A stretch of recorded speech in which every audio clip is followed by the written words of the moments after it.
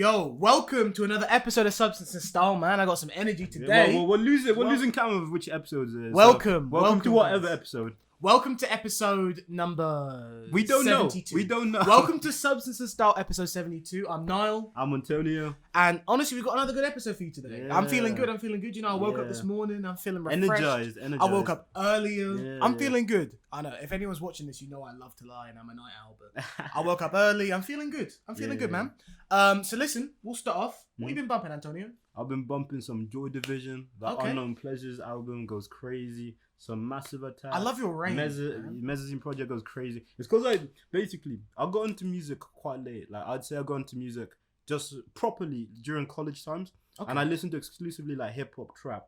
And then like when I got to a stage where I stopped listening to just hip hop trap, I just love to dive into as many different things. Got you, man. So Massive Attack, Mezzanine Project. Tricky. They're trip hop legends. In the industry. Shout out to trip hop. Like, what would you describe trip hop? Like trip hop is a mix between. It's kind of like early cloud rap. It's like where the vocals doesn't have to be mad lyrical, although it's often poetic. But the vocals, people use their voice as an instrument to like a 10th degree. It's like art pop meets hip hop instrument. Exactly, to me, it's like art pop with hip hop production and with drum and bass. No, not just hip hop. Like hip 90s from Bristol. Hip hop, 90s hip hop beats mixed with like drum and bass. Not just drum and bass, but like electronic. It's electronic and hip hop production with like art pop vocals. Yeah, that's what trip hop is. And sometimes rap as well. Yeah. So sometimes been listening to some trip hop. They really go. Shout out to Tricky, Maxine K. And dope album, man. Yeah, it's an amazing album. That's what's been in my rotation. What you been listening to? Okay, man, I've been listening to Coat of the Friend.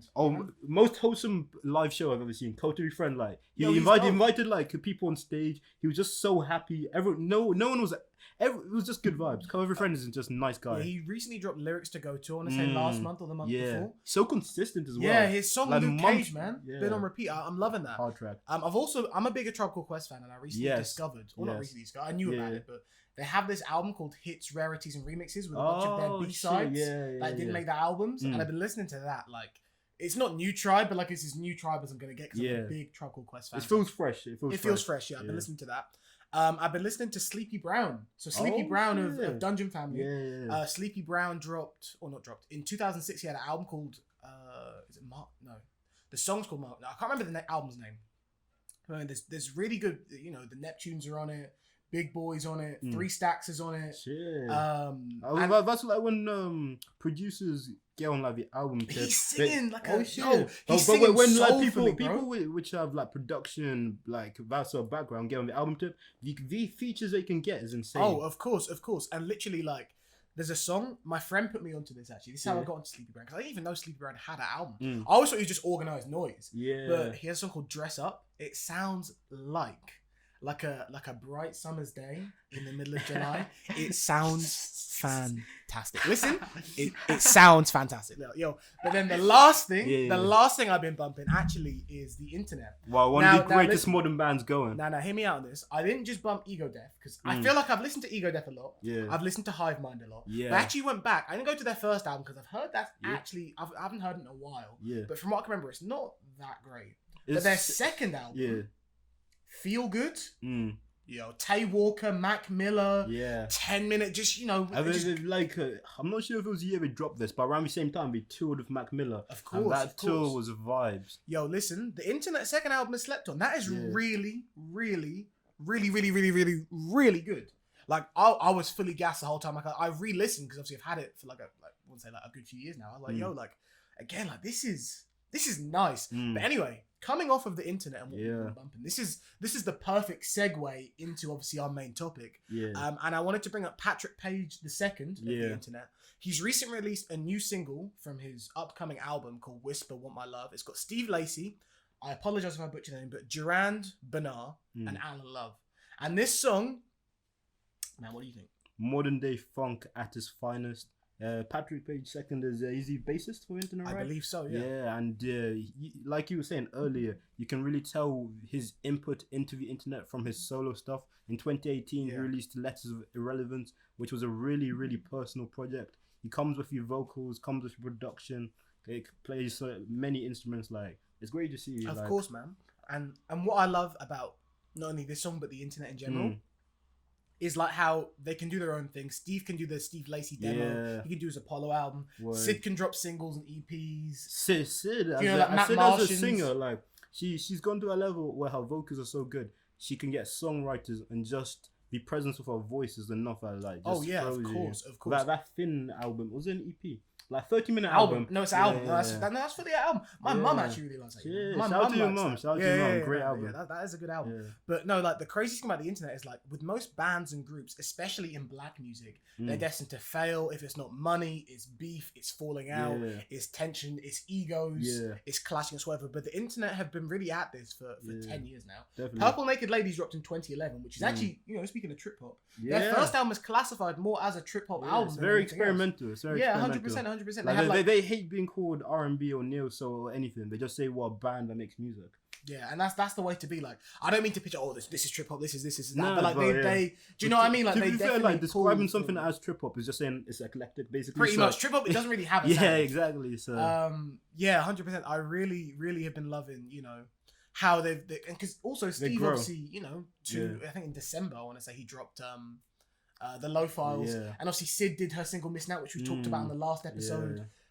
So it's like, like they're really doing their own thing, and obviously Patrick Page's album, I'm anticipating that because you know his bass is you know only rivaled by probably the likes of Thundercat. You know what I mean? Like he's really good. He's cold. Thundercat's brother actually has connections to the internet. He's one of the original members that left. Oh no way! Yeah, because Matt Martians also does sing. He dropped drum. I think the Drum Chord Theory. I was saying like 2015, 16, something like that.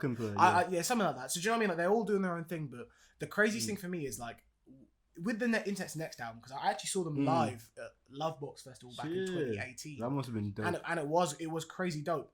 I wanted to ask you, what do you feel going into what are you expecting from a new internet release? From new internet release, like interesting as a group, you said they will do their solo things. Like I've actually heard them say in interviews, the problem is they have too many ideas as a collective. That's just about dicing shit and like everyone getting their own say. So I reckon this next internet album is always gonna have like some funk elements to it.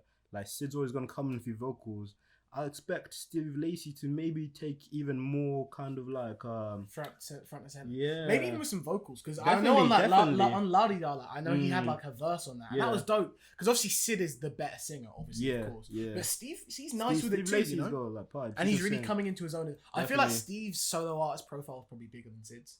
Oh no, 100%. Steve's solo artist profile is like, if it carries on growing, could overtake the internet. But I feel like they're such a close knit group. They've like grown up together. Like when Steve Lacy first joined, he was in high school. 17, 18. He couldn't tour. He was still at school. Yeah, 100%. Which is dope.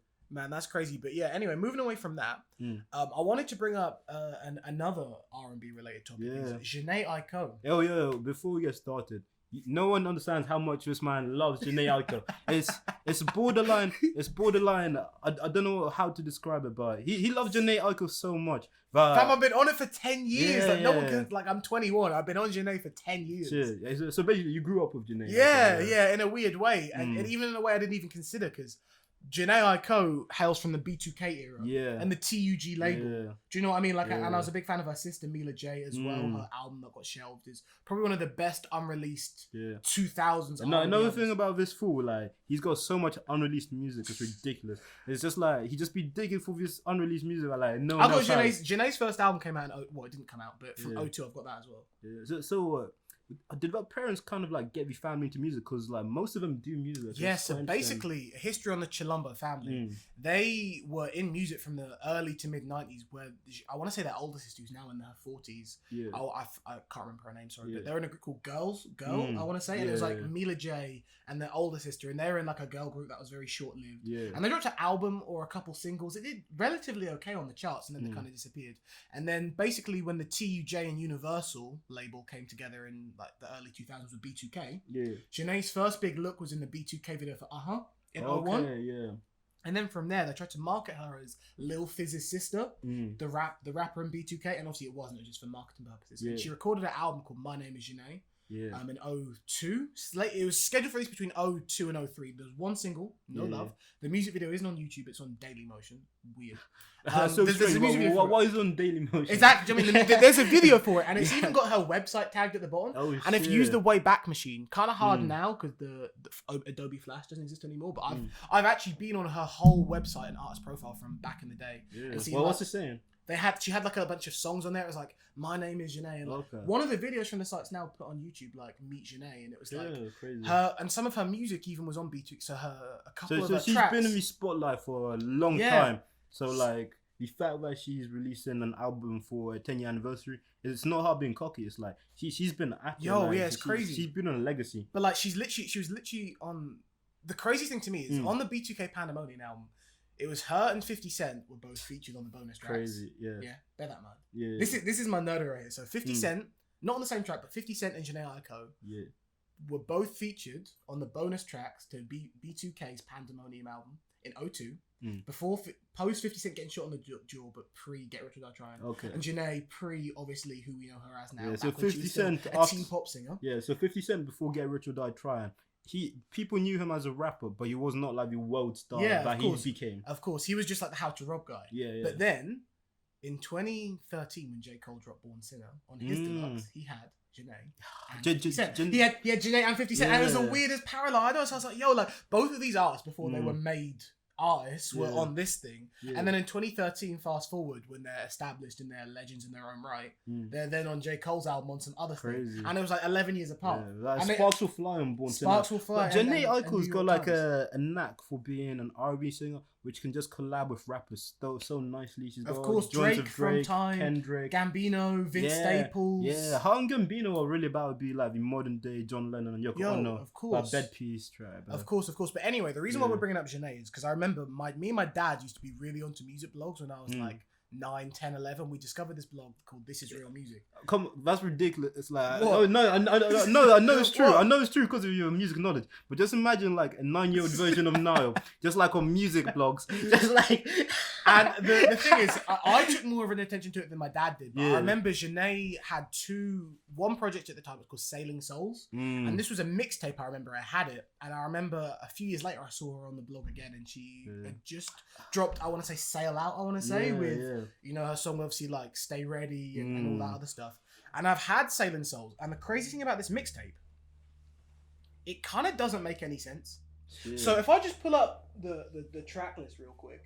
Or if I can just get the track list up real quick, like I just want to let you guys. Just to inject, I've got to say, like Jhene Aiko definitely brought like a spiritual nature into R&B and soul that was like missing without Erykah Badu being at the forefront. Of course.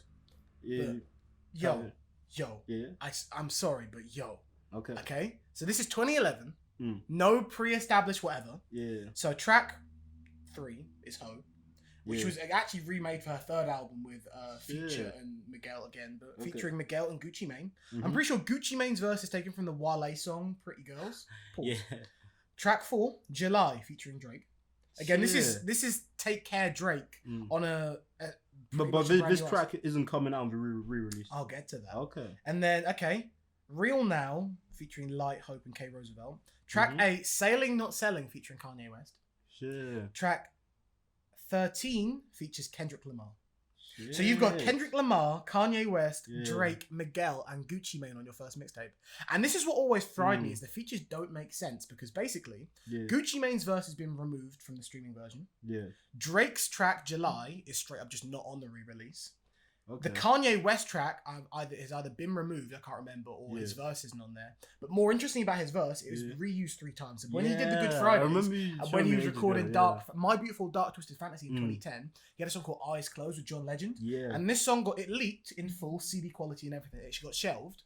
But then that verse got reappropriated and given to Snoop Dogg for Snoop Dogg's 2011 album, The Documentary. Yeah. And it featured John Legend and Kanye West. And it had Kanye's first verse is the second verse on the Snoop Dogg song. Okay. And then Jhene also, because obviously this song was going to be an unreleased Ye verse, I'm guessing she got hold of that and then she made a song out of Kanye's Eyes Closed as well. So there's so many weird parameters for this mixtape for me, like not just the features, but the way how they landed. And obviously knowing that like, Gucci Mane's verse has actually appeared on this other song, and then Kanye's verse was on this other song, and then Kendrick's one is organic.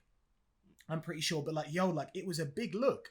And it kind of showed that like, yo, this Jhene's gonna be something if she, in fact, I guess it's also because she had been in the industry for some time, so I had connections. Of course, but the craziest thing is, it's like I don't think there's been bigger features on her. On her first, like had the biggest features of her whole career. Like, crazy. Not saying she doesn't do big and she doesn't need them as such now, but her first tape actually had the biggest features she ever would or ever will have. Yeah. But anyway. It's been re-released. Sorry, this is very long-winded, but I'm telling you, there's just so much like pockets I can go into this conversation. But the project, I'm telling you for a fact, he's keeping us short because if he was going into the absolute details, we'd be here for hours. But like the insights are insane because just like when you break it down and see how the industry works, it does get kind of weird. It does. It really does. It does get weird. So then Jhene's obviously original album got shelved in 2002. She went back to school. She got pregnant. She had a kid with Orion and Marian's brother. Yeah. Anyway, she comes back. Sailing Souls drops. It does quite well. But obviously, with the nature of streaming services, which you can also relate to for people like J. Cole's early mixtapes, for Kendrick's early mixtapes, for Future's 3 mixtape run, Monster, Beast Mode, and 56 Nights, Travis Scott's Days Before Rodeo. Yeah. Chance the Rapper. With the Chance the Rapper Acid Rap. And 10 days. Don't forget about 10 days. And of course. Yeah, he's hating on 10 days. I'm not hating on 10 days. I'm not hating on 10 days. Wait, when you're like 16, 17 years old and 10 days, you're listening to 10 days. It's the hardest. Why would you listen to 10 Day when you can have acid rap? Because 10 days is like the reason why acid rap. Okay, fair. I don't know. I don't hate the album. Yeah. I don't. But anyway, and I'm comparing it to New Chance. Okay, yeah, no, that yeah. Okay, come on, we got make. Fair enough. But anyway, in the streaming era that we live in, it's kind of like a case of obviously because of samples and clearance issues and beat issues and being unable to track down the authorization for the. You might have blown up and then the person who made it is like a nobody and then you can't contact them because you don't own the beat. You can't do whatever because obviously back in the era it went on the blogs and on DatPiff where you would download, it was rights free, it was just free music. Easy, But now obviously these artists are established, like especially Travis Scott with Days Before Rodeo. It's kind of a lot of these tapes, Drake's So Far Gone as well, which was obviously re-released as an EP, but now we've got it in full. Yeah. A lot of these tapes kind of gained like this kind of cult following, and Jhene's was one of them because when Jhene re-released it, she added 3 bonus tracks that were leftover tracks from Sailing Souls. And if you go on her Instagram comments, everyone was saying, "Where's July?" Where's because even though like what's crazy is her song with Drake is really good. Like I can't front. It's do you like From Time from Nothing? It's as good as that. Oh shit! Like it's a really Drake. That's a dope-ass track. He doesn't just drop one verse; he drops like 2 or 3. Okay. Sure. Like they go back and forth. Do you reckon like a duet? It was like a thing where Drake got paid, or he was just like, "I fuck with your music. I'm gonna hop on this." I feel like the biggest problem with the sample clearance issues for Jhene and other artists in the streaming era is just a case of basically beats. I think it's the beats. Okay, it's the beats, and then the label licensing for. Because like I said, the artists on that project were stacked. So to license Kanye, do you know what I mean? Yeah. Like that Low probably payouts. costs more than your whole album budget. True. For something that's not even going to recoup you any money. Yeah. So from an interesting, I'm glad she did it for the fans. But equally at the same time, like I'd say, other than Ho and like Sailing Not Selling, like. I'd say that July with Drake is probably the biggest selling point of that project. Sure. It would literally be like Drake dropping Scorpion and taking out God's Plan. To me, that's what it feels like. But anyway, that was that. But I just wanted to kind of pivot the Jhene conversation into something about basically like how the streaming era is forcing people to reconsider, obviously, the role, especially for up and coming artists. Like, you don't get because also like streaming makes music less of a conscious effort. Because when you're not physically like putting the vinyl in or like putting the CD in, like, and you just have like a playlist, just have your like songs. You just kind of like listen to music, but you don't really take heed of what you're listening to like the full extent. So it becomes really a passive process. Yeah, and like I mean, you get the occasional artist will drop out like some free music here and there, but for the most part, like back in the era, this is like a free mixtape here, and like everything now is regulated and sample cleared and made clear on the release schedule for the label or your organization weeks in advance. Whereas back then, obviously, even with Travis Scott, like Days Before Rodeo had the 1975 Big Sean, Quavo, T.I., like some heavy Migos, Pee Wee Longway, like there were big features on Days Before Rodeo. And the craziest thing is now he shot himself in the foot because other than Mamacita, which is on streaming, because obviously that was rolled out, like, and they had a video. It's now a case of like, it's really like he might do it one day. Travis got enough money and enough connections to probably make it happen more so than Jhene. But like streaming, if like someone like Chance could make it happen, I'm sure Travis could. Like, of course. And Chance also had again a lot of stack features on Acid Rap as well. If anything, that seems more unlikely than anything else. But then I think Acid Rap maybe a track or two. No, just one track, Juice. didn't even make it onto the streaming. Like when you play it, it's just audio of chants talking about like, yo, this track couldn't play, but if you play it out for 30 seconds, all these streams from it are gonna go to this charity. But like, Juice didn't make it. Yeah. Oh, word. Yeah. It happens. Like, it's just some beats can't be cleared. It's crazy. It might be, I never get that though, like, because the thing is, like, it's a money making opportunity for them both. I feel like I don't really get why. I think sometimes it's like if it's with a producer who got a sample and the sample is just something that's not going to get cleared, or if it's like with a producer where the artist and producer aren't on good terms anymore, and producer's just like, nah, this is my beat, you can't make money from it. Like, it's just so many variables. That does make a lot of sense, especially with Jhene working. Obviously, she worked with Dr. Genius, who was her ex-husband, I would say, and obviously, then she moves on to Big Sean. Like, if he's done anything with her, he's gonna be like, I ain't clearing your stuff. So that makes sense. But yeah, there are a lot of notable like mixtapes, obviously like Future's Monster and Beast Mode and 56 Nights. Drake, obviously Care Package as well, where he took all his non-streaming songs like 4 PM in Calabasas. And that was a good move. Get all your Lucy's out like on SoundCloud and everything, and put them all together. That's smart. Isaiah Rashad has a similar thing. Like, he has like obviously part 2, part 3, Khaki. All them songs are on streaming as well. Yeah. So like, I feel like it's definitely a marketing thing. Sometimes it is also like, obviously I don't know Isaiah Rashad personally, but sometimes artists just don't fuck with old shit and don't want them readily Exactly. available. It kind of makes them look a bit different to how they want to be perceived. Exactly. But the most interesting thing everything in this industry. No, but the craziest thing is with Jhene, right? Mm-hmm. With the Grammys coming up and obviously Chilongo's nominated, I feel like it's a great, and especially for Drake as well, where how he obviously had albums, whatever. Like, when you re-release your old stuff, not only is it putting more eyes on you, it's almost like the deluxe trend. How it's like an extension strategy. It's like, it's not new, but it is kind of new in a different way. Like, not everyone's heard this, 100%. So it kind of puts another, it kind of puts another kind of extension strategy. So it's solidifying your legacy as well. Of course. But like, the Grammys, after Weeknd pulled his name out of any Grammy recognition for the foreseeable future, I do feel like when the biggest artists like Frank Ocean and The Weeknd aren't paying attention to Grammys, they're eventually going to lose their power.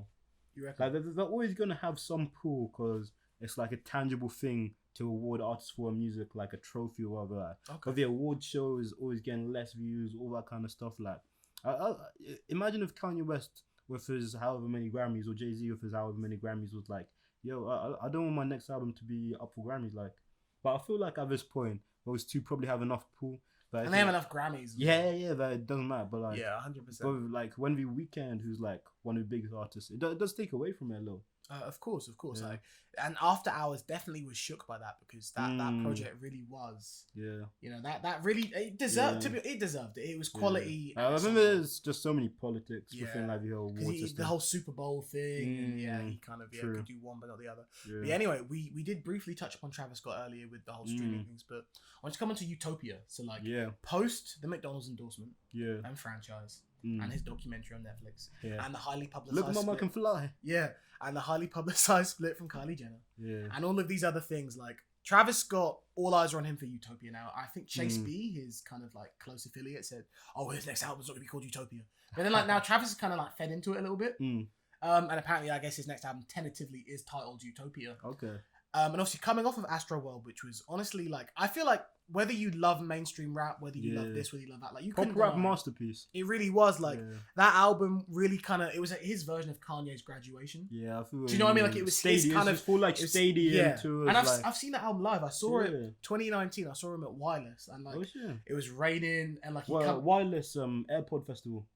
Where everyone just like listens to music. You funny, man. You funny. While Wireless released Cultured Festival, and all of you, your Wireless sponsor us. Okay, listen. Say what you will about Wireless, but like, they can lineups. They can pull in the names. I saw Kanye at Wireless. Do you know what I mean? Like, but I just feel like Wireless, the crowd always feels as if people are there to kind of social media it as much as they are for the music. The lineup's always crazy. Don't get me wrong. Like, when Drake came out as a surprise and shot the non-stop video in like London and some of his shots in Wireless, the crowd was going crazy. Like, don't get me wrong, but I agree. It's a bit of a hype thing. But anyway, like, seeing like obviously Astroworld live, like that's when you knew like this man is a superstar, because I saw him previously. It's definitely a live album. Like, some of his songs, he could like and obviously he did Birds before that. I saw Birds live, and he kind of was on the smaller stage. He wasn't the headliner. He was still big. Don't get me wrong, like Goosebumps and obviously like Antidote were popping. But like then to see him go from that to like Birds the and headline. Trap Simon was like an interlude project, like between Rodeo and Astroworld. So it's like. I feel like it definitely does get overlooked a little bit. I think it's overpraised and overlooked at the same time. Overpraised and overlooked. Because don't get me wrong, Birds is a great album. It's more than Rodeo throwaways, but it's not like a masterpiece on the same level where like we know Travis can do. Of course. It's got its highlights. It's definitely better than Huncho Jack. It's definitely better than Huncho Jack, that's for sure. Do you tell you what you will about Huncho Jack, but one time I was chilling with my homie and he played, we were just driving and he played Huncho Jack. Is it Huncho Jack Huncho? Huncho Jack Huncho. Yeah, he played with Project, which I'm not gonna try and say again. but like on a drive when you're just chilling, it does have it's like mindless appeal. Music. It's like mindless background music, just mood music. It definitely stands apart from other Travis albums because it's more like Quavo in the sense where it's like the beats and kind of melody song structures aren't as concrete and distinct. It's very much it's not as complex as a Travis Scott song can be. Of course. So like obviously like what are you kind of expecting from Utopia, man? Next Travis Scott project, I'm expecting things to be grand, things to be epic. He's gonna put us onto a couple artists we didn't know about before, or if we knew about, one fucking. There's gonna be a Stormy feature as well. Somehow. Yeah. Or what do you reckon his numbers are gonna be? Million first week. Or 800,000 first week. Yeah, I'd say like Juice did 500,000. Yeah.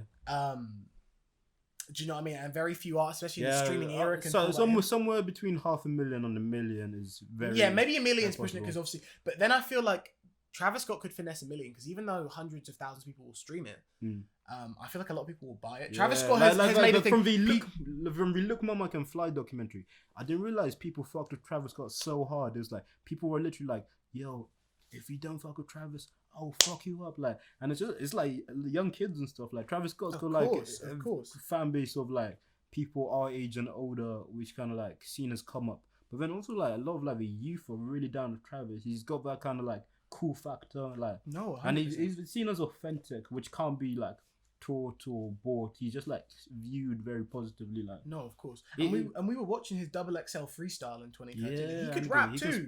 But he's obviously he's chosen not to and kind of work more on his production and his melodies, not necessarily production for other artists, like how he started out. Because I'm pretty sure he had a beat on Kanye's Jesus and Jay-Z's. He was signed to good beats, like good music, like split off. But then he just was like, "Yeah, I'm not being a producer." Like, he's been an all-star, But yeah, no, definitely, I'm expecting something grand, like you said, something. I'm expecting big features, like Sicko. He needs to think of his next Sicko mode and his next Goosebumps and his next Antidote. But is Sicko mode possible without a Drake stimulus package? With the way Travis is now, yes. Yeah. Beforehand, no. True. Do you know what I mean? Because look how Don Toliver's blown up since of course. Don Toliver's doing his thing.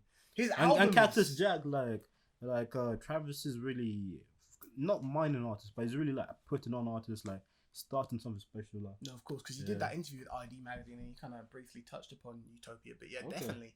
Yeah. Guys, I want you to like tell us in the comments. I mean, I feel like everyone, they have an opinion or something about Travis. Let us know what you think. What are you expecting for Utopia?